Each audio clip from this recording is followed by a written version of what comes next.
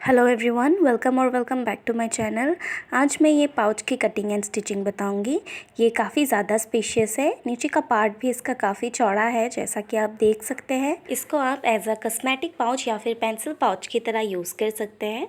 मैंने इसको as a makeup pouch use किया है। इसमें ऑलमोस्ट सारे ही मेकअप के प्रोडक्ट्स आ गए हैं, ये आप देख ही सकते हैं। तो चलिए इसे बनाना स्टार्ट करते हैं। सबसे पहले हमें 2 रेक्टेंगुलर शेप की फैब्रिक के पीसेस चाहिए और सेम उसी साइज़ के 2 और पीसेस चाहिए इनर फैब्रिक के लिए। इन पीसेस की लंबाई यानी लेंथ मैंने रखी है 6 इंच, ये पाउच की हाइट रहेगी। और इसकी चौड़ाई यानी विड्थ रखी है मैंने 10 इंच। सेम इसी तरह से इनर फैब्रिक की भी चौड़ाई 10 इंच और लेंथ 6 इंच की ही रखी है। अगर आप इससे कम या ज़्यादा भी करें तो दोनों का सेम ही होना चाहिए। अब हमें चाहिए 2 बुकरम के पीसेस। ये चिपकने वाला बुकरम है और बुकरम की लेंथ एंड विड्थ दोनों ही हमें 1-1 इंच छोटा रखना है फैब्रिक से। जैसे कि मैंने विड्थ रखी है 9 इंच और लेंथ रखी है 5 इंच। और चाहिए हमें एक ज़िप। ये नॉर्मल ज़िप है, इनविजिबल वाला नहीं है। और इसकी लेंथ बहुत ज़्यादा है, तो जितना भी एक्स्ट्रा रहेगा बाद में मैं कट कर दूँगी, कोई प्रॉब्लम नहीं है। अभी फ़िलहाल हमें इनर फैब्रिक्स को हटा लेनी है और मेन फैब्रिक की उल्टी वाली साइड को हम अपने बुकरम को रखेंगे। बुकरम की चिपकने वाली साइड को नीचे की तरफ रखा है। अच्छे से मिलाकर रखना है इसे। हर तरफ से 1/2 इंच की एक्स्ट्रा फैब्रिक रहनी चाहिए सिलाई के लिए और फिर प्रेस की मदद से इसको चिपका लेनी है। तो देखिए मैंने इसको चिपका दिया है। अगर आपके पास चिपकने वाला बुकरम नहीं है तो नॉर्मल बुकरम को आप फैब्रिक ग्लू की मदद से चिपका कर भी बना सकते हैं। जैसे कि मेरा कहीं कहीं बुकरम नहीं चिपका था, पता नहीं क्यों, शायद बहुत पुराना था इसलिए।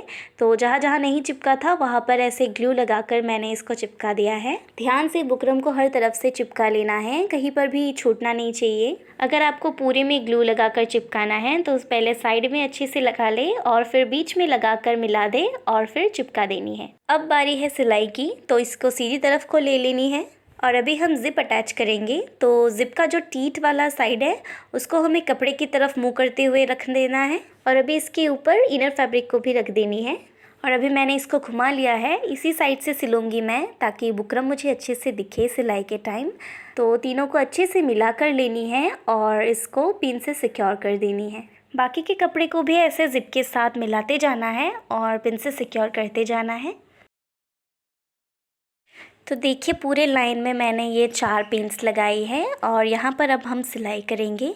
सिलाई के लिए मैं नॉर्मल जिगजैग फुट को हटाकर ये ज़िपर फुट लगा रही हूँ, इससे ज़िप बहुत फिनिशिंग के साथ लग जाती है। तो अभी ज़िप के एकदम साइड से हमें इसे सिलते जाना है। एक एक करके पिन को निकालते जाना है और धीरे धीरे सिलते जाना है। देखिए पूरे लाइन में मैंने सिल दिया है और लास्ट में सिलाई को लॉक कर देनी है। तो अभी एक साइड को हमारा ज़िप अटैच हो चुका है। अभी इधर ऊपर में हमें एक टॉप स्टिच दे देनी है।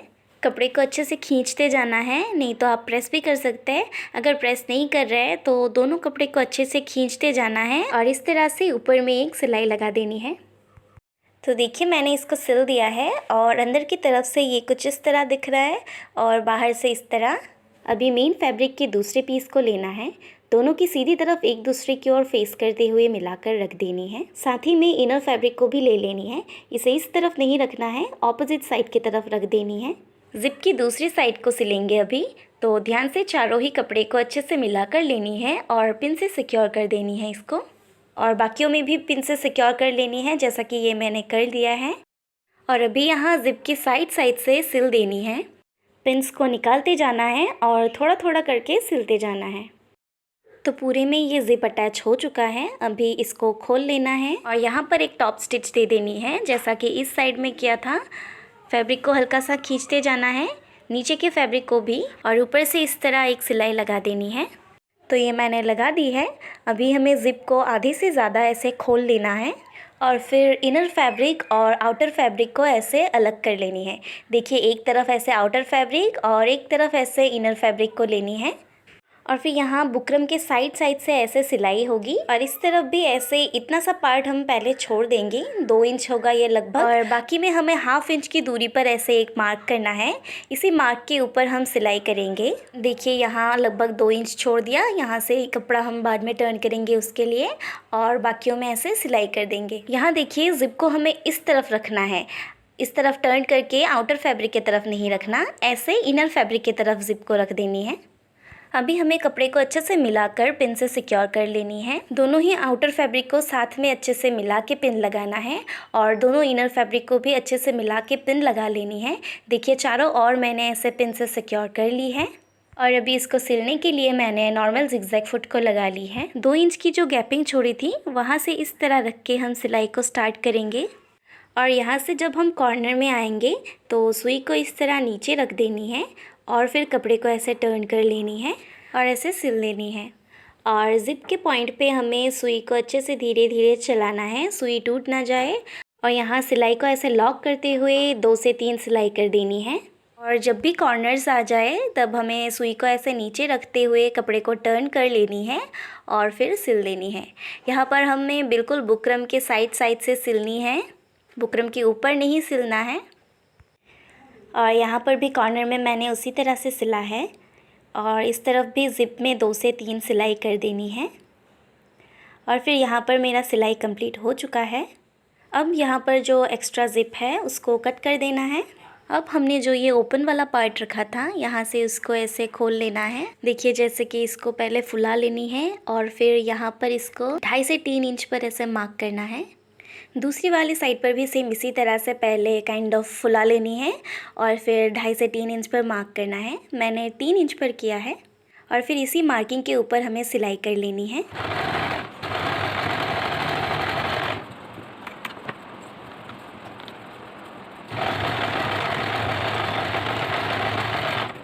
देखिए मैंने दोनों आउटर पार्ट्स में सिलाई कर दिया है। अभी इनर पार्ट में भी हमें इसी तरह से 3 इंच पे मार्क कर लेनी है क्योंकि मैंने 3 इंच पर किया था और अभी इस पर भी ऐसे सिलाई कर देनी है। आप चाहे तो पहले अच्छे से मिलाकर पिन से सिक्योर कर ले और फिर सिलाई करें।